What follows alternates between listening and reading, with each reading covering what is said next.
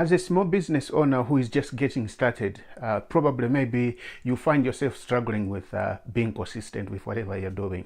Whether you've just started a new YouTube channel or you've just started a new blog that you want to turn into a business. Struggling with being consistent from get-go is not a unique problem that you just yourself could experience when you're getting started. It's something that I think everybody who has been through the process of starting a new business has to go through. You only have to understand how to get over that hurdle or that stage where you're able now to simply just wake up every morning and do what you are supposed to do as a routine.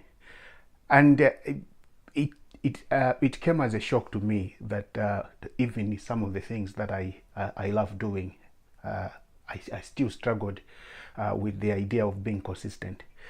And I can only point out that there are so many things going on around us that sometimes keeping ourselves grounded into the goals that we've set becomes challenging. I was recently speaking to a colleague of mine who runs a successful technology company in Southern Africa. He mentioned to me how he's been struggling to keep up with the growing numbers of customers coming to into his business, and you would be surprised that while others are struggling to find new leads, he's struggling to keep up with the volume of business coming into his business. In his comment, he said, "I feel like I'm running like a headless chicken," and that's understandable. There are processes that you have to go through, but in this particular case, being consistent is about you setting goals first, and then making sure that whatever milestones you've set yourself apart for, you are delivering each and every day to make sure that by the time your clock runs out, you've managed to do what you needed to do and you've achieved the goals that you wanted to achieve. For example, if you've just started a new YouTube channel and you want to make money out of that effort that the content you're creating and posting on your channel, your first hurdle would be to at least get to 10,000 subscribers so that you could get approved for brand recommendation and stuff like that. Or it could be you just want to make sure that at the end of every month you've created at least 10 videos. And if that's the case, then you need to map out your content strategy. How many times do you have to publish to hit your goal? And if you have to hit your 10,000 mark for subscribers, how much work do you have to to put in within a short space of time so that you can actually hit your goal? Would it be you publishing a video every day? The most important thing, I think, is for you to actually get quick into the routine of doing this without struggling with whatever you're doing, is to find your why. Why are you doing what you want to do? Is it because you want to prove other people wrong, or is it because you want to make sure that you secure a community that you want to contribute and help them become something else? There are so many reasons that you could cite out, but in this case, I think what I want to do is just to share with you a few tips, and there can only be so much on top of your list that you could actually say, okay, I'm gonna achieve this. If you try and cram everything on top of your list as the to-do list for that particular day, you won't get anything done. So if you've got school runs you've got to do, you've got to write blog posts, you've got to shoot videos and stuff like that, you need to be methodical in a way how you prioritize these things. How do you want your flow to look like? Is it 7:30 that you take your kids to school? So what are you gonna do before your kids get up matters. Would it be preparing for a video shoot? You could set your room and just before your kids wake up, you set your room and you leave it nice and set. You prepare breakfast and then you take your kids to school. When you come back from dropping them from school, you just get changed and jump in front of a camera and shoot your first video. Once that is done, you put that away, you go and sit down and write a blog post. After that is done, you go and prepare lunch. After that has been finished, and then you go and pick your kids from school, and you start all over again, doing other bits and pieces. When they are in bed in the evening, you set 2 hours that you can actually sit down and edit your video, or even edit your blog post and schedule it for the blog post to go the following day. You do that over time, eventually everything is going to fall in place and you're not going to have to struggle with anything else. The other thing I also want to point out to you is sometimes it's scary to actually come and stand in front of the camera and record a video, or probably maybe speak about a subject that you're passionate about. If in case you haven't noticed, which I very much doubt, English is not my first language.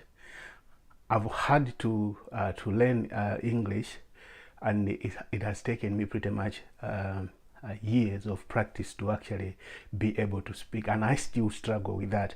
And the one thing I think I sort of like stammer when I'm speaking English is because I'm trying to recollect and come up with new words, or maybe the proper word in English that I should use. When I'm speaking my language, I don't stammer. I just flow just like that. I find English a little bit daunting. It's because it's not my first language, but I still go out and do what I need to do to speak to people, communicate, and even standing in front of a camera and shoot. And believe you me, I've seen the worst videos that can be out there. People who are struggling with speaking English and stuff like that, and yet these videos, they still amass a huge following. You would start wondering, why are people spending time watching this when it's excruciatingly painful to actually listen to somebody like me struggling to find my words. I think what matters most to people who are watching your videos or whatever content you create, it's not necessarily how perfect you are. Sometimes it could be those vulnerabilities that other people are going to like about you.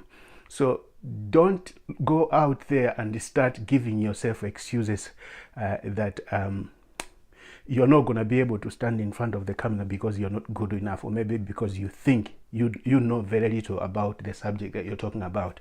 What you're doing, I would call that BS, because the truth is I don't think you need external validation.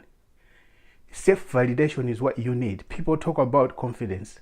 It's not about standing in front of the camera and feeling like you are perfect in each and every sense. But it's about you knowing that it doesn't matter even if you mess up, even if it's not perfect. Those imperfections is what makes you attractive in a way. The other thing I also wanted to point out to you guys as you're getting started into the routine of publishing a blog post, or maybe publishing a number of blog posts every week, and publishing videos at the same time. Find yourself some time and sit down and look at the goals that you are setting.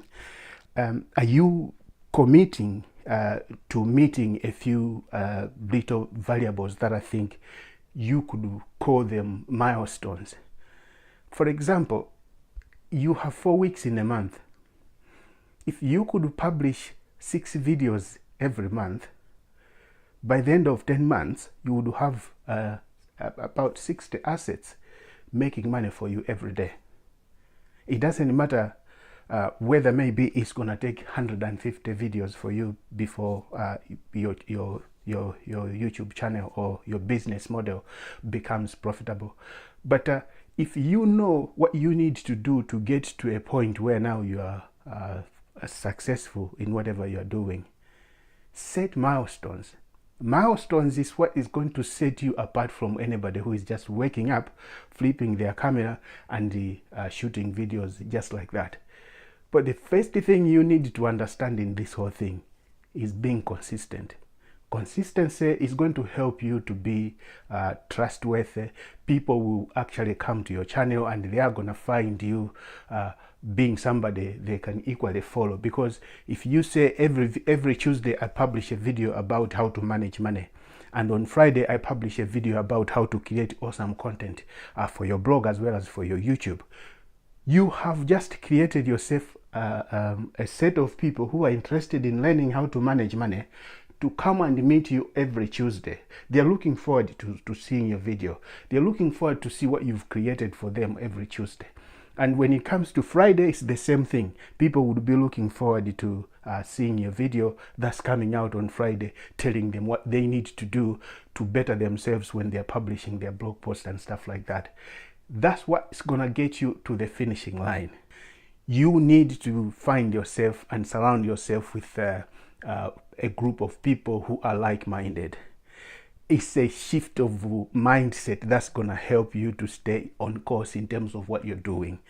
And it doesn't mean ditching out the people that you hang out with, people you play with and stuff like that. No, what I'm trying to say is find yourself to sort of like get a place where you go and recharge your batteries, because you are around people who are thinking exactly just like you do.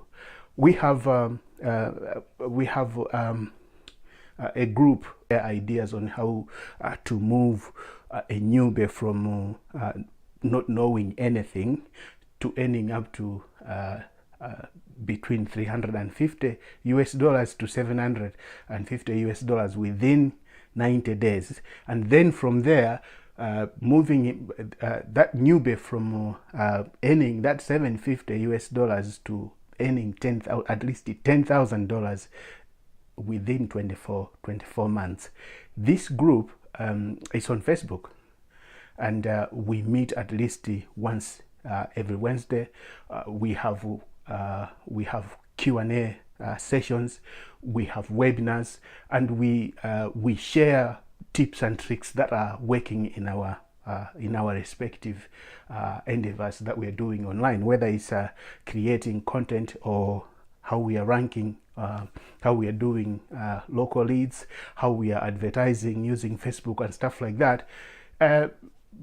Most of people who know who are very knowledgeable about certain things, they don't have time to sit down and create videos or maybe share. As a matter of fact, most of them they're not even good at teaching, just like as I am. I know I'm good with a lot of things. I'm a software developer.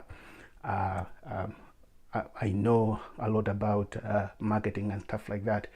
I have so many skill sets that I think somebody who is just starting a business could benefit from spending a bit of time with me. But I'm not a good teacher, right?